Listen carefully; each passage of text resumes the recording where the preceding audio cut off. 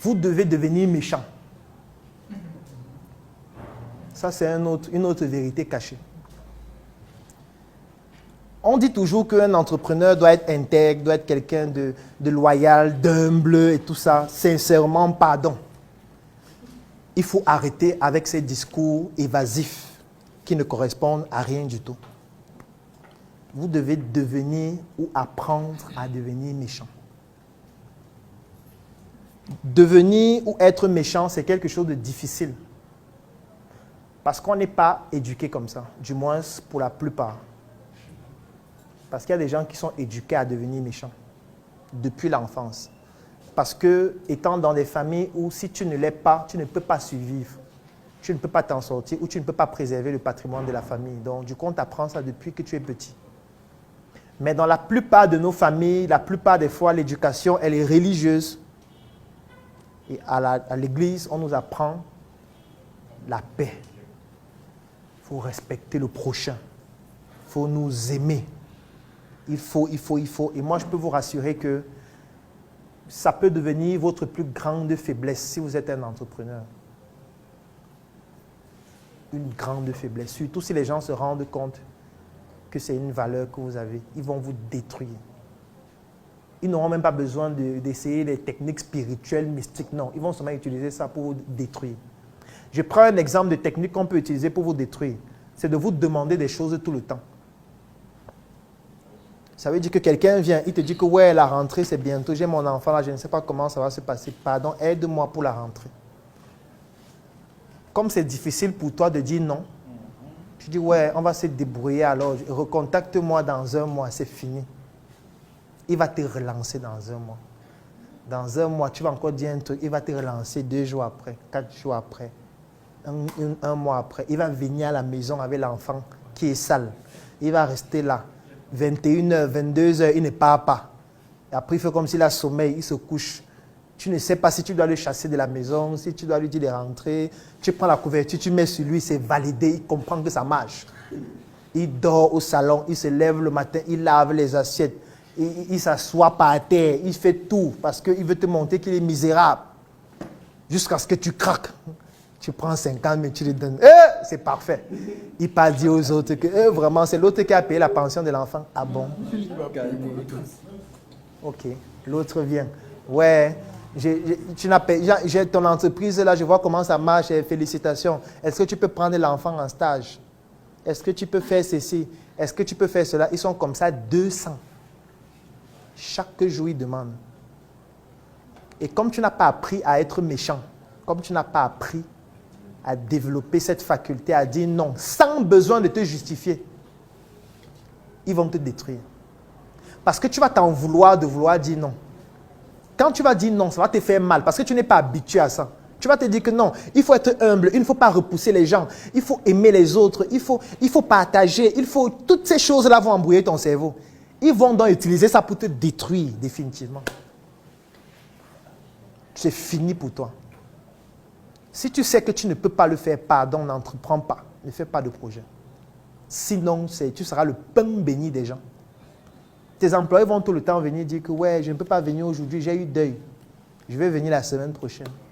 Ils savent que tu ne peux rien faire. Tu recrutes quelqu'un aujourd'hui. Il ne vient pas la semaine prochaine. Tu dis que pourquoi tu n'es pas venu, qu'il n'a pas l'argent de taxi.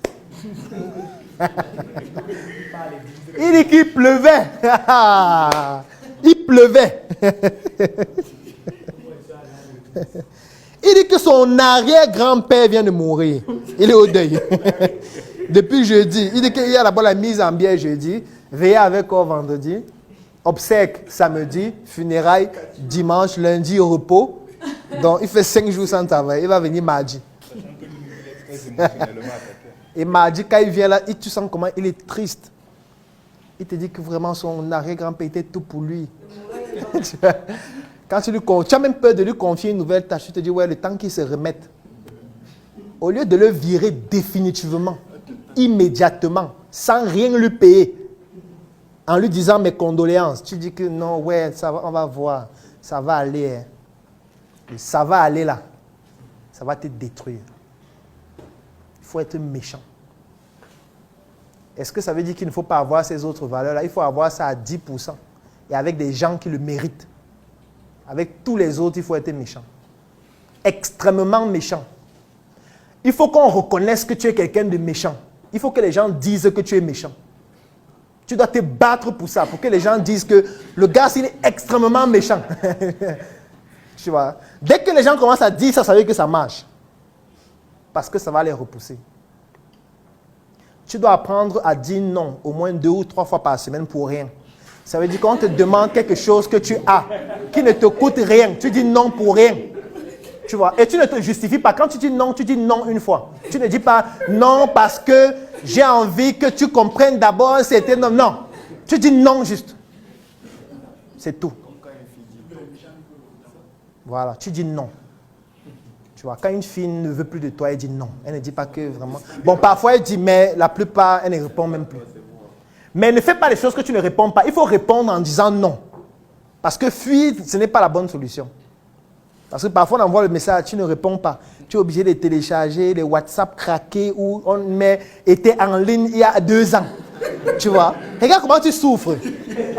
Donc tu ne peux plus assumer que tu es en ligne. Tu ne peux plus. Hey! Tu vois comment les gens te font souffrir? Les gens te font souffrir au point où tu es obligé de chercher dans l'App Store, dans le Play Store, les applications qui permettent de montrer que tu étais en ligne il y a 2 mois. Comme ça, tu es en ligne, mais personne ne sait que tu es en ligne. Tu es obligé de cacher que tu vois les statuts des gens. Parce que tu as peur. Tu as peur. Tu as peur de qui? Tu vois le statut de quelqu'un, tu ouvres son statut, tu vois. C'est tout. Il te demande quelque chose, tu dis non.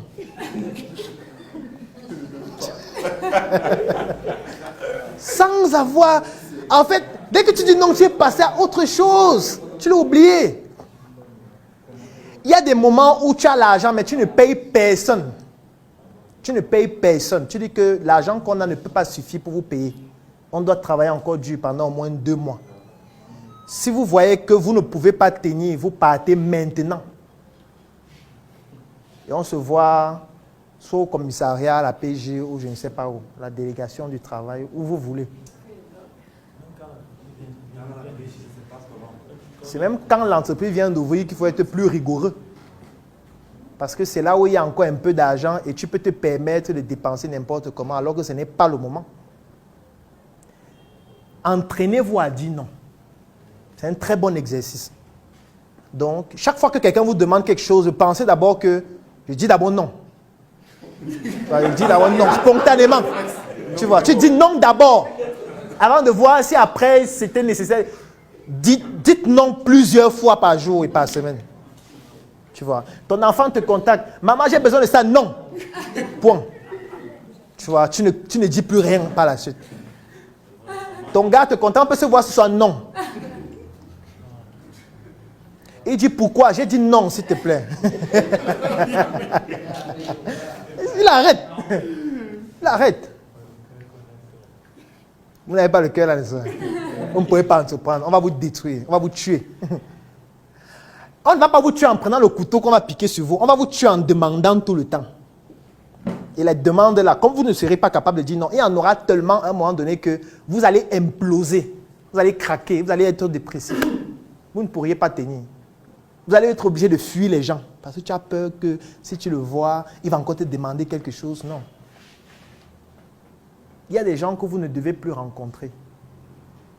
Si vous vous rendez compte que quand vous rencontrez quelqu'un, il passe son temps à demander, vous le bannissez directement. Donc vous définissez qu'on ne doit plus jamais se voir. Moi j'avais un grand frère, mon feu grand frère, il était même plus radical. Lui il te disait, quand il ne va plus jamais te voir. Il dit que bon, le message que je suis en train de t'envoyer, c'est le dernier message que je t'envoie. Tu vois, dès que tu auras lu ça, je vais te bloquer et on ne va plus jamais se voir. Tu passes une bonne soirée et porte-toi bien. Il t'envoie. Dès qu'il voit que tu as lu, il te bloque directement. Et vous n'allez plus jamais vous voir. C'est fini. Tu appelles, il ne décroche pas. Bloque. Si tu appelles avec un nouveau numéro, il décroche, il voit que c'est toi, il raccroche, il bloque. C'est comme ça. Et il vit bien, il est souriant. Il vit bien sa vie, il t'oublie définitivement. En fait, c'est parce qu'on n'est pas assez méchant qu'on n'est pas performant. Parce qu'on concède trop de choses, même ce qu'on ne devrait pas. Et être méchant, ce n'est pas qu'on fait du mal à l'autre, c'est qu'on se préfère soi. Parce que ne comprenez pas être méchant dans le style où je fais du mal à l'autre. Non, vous ne faites de mal à personne. Juste que vous vous préférez, vous. Et vous préférez, je pense que c'est même biblique, c'est divin. Tu ne peux pas aimer l'autre plus que toi-même, ou sans t'aimer d'abord au préalable. Donc, t'aimer, c'est te préférer. Te préférer, c'est refuser tout ce qui peut attaquer à ta santé mentale, biologique, psychologique, spirituelle, et tous les autres aspects de ta vie. Donc, non. Dès ce soir, apprenez à dire non. Donc, les messages que vous allez recevoir ce soir ou après cette messe, quand vous allez vous connecter sur WhatsApp, vous aurez beaucoup de messages.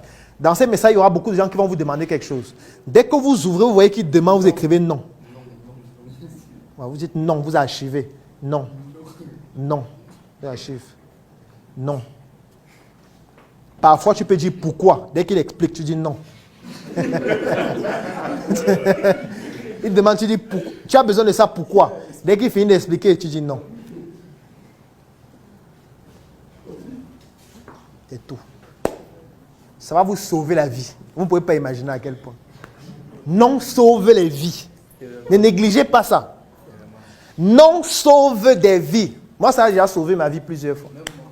Sauver la vie. Hein. Et tu te rends compte que si tu avais dit oui, c'est que tu es mort. Parce que oui, là devient un engagement que tu ne peux pas tenir. Et tu sais ça avant que tu ne peux pas tenir, mais tu as dit oui. Et du coup, ça devient ton fardeau. Donc du coup, tu dis non. Et même si tu as déjà dit oui, rien n'empêche de dire non après. Donc même les gens à qui vous avez déjà dit oui hier là, vous pouvez venir aujourd'hui et dire non. Tu dis que tu as réfléchi finalement, hein, tu ne vas pas le faire. Tu penses que c'est une meilleure idée de ne pas le faire. Il dit ouais, alors que tu avais déjà accepté, tu dis oui, les gens changent d'avis. Je ne vais plus le faire. Trouve une autre solution et courage. Tu lui dis courage. Il va se débrouiller. Parfois, un non sauve même la vie de l'autre parce que ça le pousse à développer des compétences qu'il ne pouvait même pas imaginer qu'il a. Juste parce que tu as dit non, il a été obligé de se battre lui-même. Comme Youssoufa disait, je remercie tous ceux qui m'ont dit non parce qu'ils m'ont aidé à le faire moi-même. Oui, parce que parfois un non te pousse à le faire toi-même.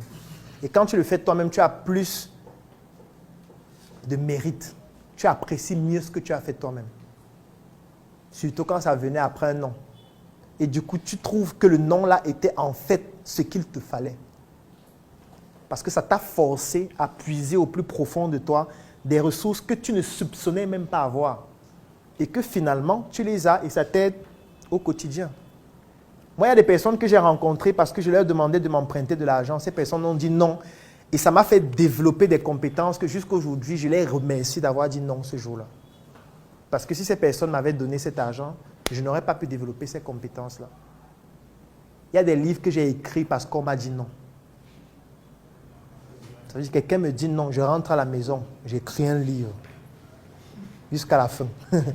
Jusqu'à qu'il publie le livre. À cause d'un non. Donc ne négligez pas la puissance du non. Parce que vous avez peur de dire non, parce que vous avez l'impression que vous faites du mal à l'autre. Non, parfois vous êtes en train de le sauver.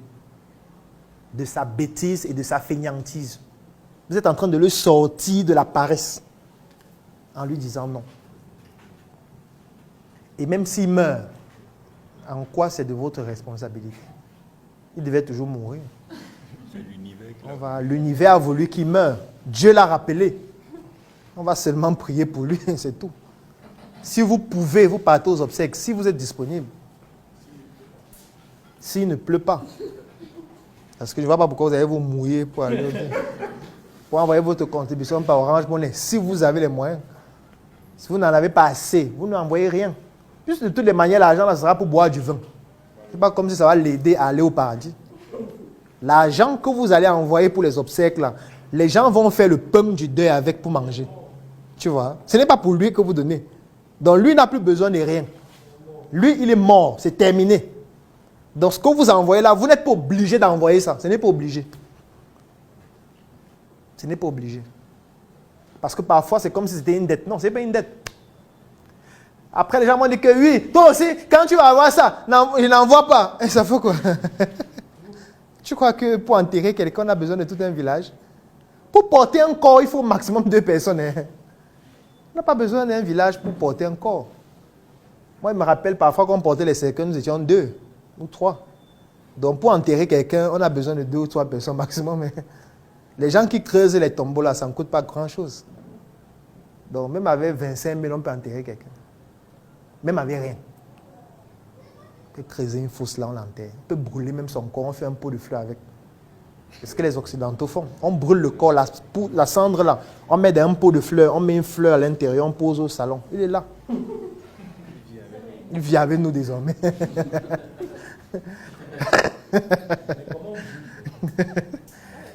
Oui, parce que ce que tu ne sais pas, c'est qu'en Occident, le tombeau, c'est payant par mois. C'est un abonnement. Et que vous ne savez pas. Je prends peut-être l'exemple, en France, il y a un cimetière qui s'appelle Père-Lachaise. C'est payant. Ça veut dire que quand tu enterres là-bas, on paye par mois. Comme tu payes l'abonnement Canal Sato, tu payes la connexion Internet, tu payes par mois. Et quand tu arrêtes de payer, on déterre le corps. Oui. Ça veut dire que quand tu arrêtes de payer à partir d'un certain moment, on vient, on ouvre, on enlève le corps. On brûle le corps. Et puis on enterre quelqu'un d'autre qui va payer chaque mois. En fait, l'argent est plus important que ta vie. Quand tu as compris ça, tu deviens méchant aussi. Méchant. Tu ne ris plus. Quand tu meurs là, c'est pour ça que les gens font les pots de fleurs, non? Ça veut dire que quand ils réfléchissent que, mais, il est mort à vie. Parce que, faisons un calcul simple. Il n'y a pas une durée de vie de la mort. Parce que si on disait que quelqu'un meurt, ça fait 5 ans, on pouvait comprendre. Mais il ne va pas revenir.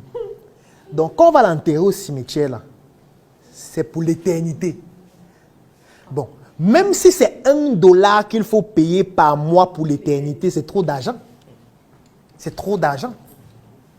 Donc, autant mieux, on part incinérer le corps. On fait le pot de fleurs avec. Oui, ou alors on offre ça à la science. On enlève ses organes pour les dons, pour offrir à la science, pour permettre à la science de faire des études, pour comprendre comment le corps humain fonctionne. On utilise ça en anatomie dans les facs de médecine. Les étudiants ouvrent son corps, on prend les testicules, on voit comment ça fonctionne. C'est aussi une bonne idée, non? Tu vois, là, ça ne te coûte rien. Parce que quand la science prend le corps, bon, ils ne vont pas te demander de l'argent. Parfois, ils vont même t'en donner. Il faut déconstruire ce qui est installé dans votre cerveau. Sinon, vous ne pouvez pas entreprendre. Ce sera trop difficile, en fait. Vous ne pouvez pas entreprendre. Peut-être vous allez vous lancer, parce que beaucoup de personnes confondent se lancer et entreprendre. C'est 2 concepts qui sont totalement différents. Ici, tout le monde peut se lancer demain matin. C'est-à-dire, avec 50 000 demain matin, chacun peut se lancer. Toi, par exemple, tu vas à Mokolo, tu achètes les sous-vêtements friperie, tu commences à vendre. Tu viens de te lancer. Lui, par exemple, il achète les mangues. Il commence à vendre, il vient de se lancer. Tu vois, tout le monde peut se lancer demain. Mais dans 5 ans, ceux qui vont continuer à être là, c'est eux qui sont en train d'entreprendre. Tu vois, quand on va revenir dans 5 ans, on va dire que les mangues sont où? Il va dire que ne me parlez plus des mangues. Les sous-vêtements sont où? Tu es à quel niveau? Il dit que non, moi je travaille maintenant à Campbell. Tu vois, c'est ce délai de temps-là qui définit maintenant les entrepreneurs parce que tu as pu résister à toutes ces difficultés-là pendant 2 ans, 3 ans, 5 ans, 10 ans, en persévérant dans le chemin-là. Là, on peut considérer que tu es un entrepreneur, mais avant, tu t'es juste lancé. Donc, ce que je suis en train d'expliquer, c'est pour ceux qui entreprennent, c'est-à-dire ceux qui veulent se développer dans la durée. Mais si c'est juste pour se lancer, vraiment, tu n'as pas besoin de tout ce que j'explique. Chacun peut se lancer dans n'importe quel domaine, n'importe quand, à n'importe quel moment. Mais est-ce que tu vas pouvoir tenir là pendant 10 ans? Pour le faire, il faut que tu aies toutes ces aptitudes-là. Aujourd'hui, je suis ravi de vous présenter un nouveau projet que nous avons choisi d'intituler ACAC Hub. Il s'agit tout simplement d'une nouvelle étape du processus de croissance de nos différentes initiatives dont l'objectif est de centraliser toutes nos entreprises dans un seul lieu unique à Yaoundé. Et si toi aussi, tu souhaites nous accompagner dans cette initiative, je vais laisser un lien dans la description de cette vidéo et en commentaire. Tu cliques sur ce lien afin de pouvoir rejoindre ce projet qui permettra aux Africains d'exporter l'excellence. À très bientôt et merci beaucoup pour votre soutien.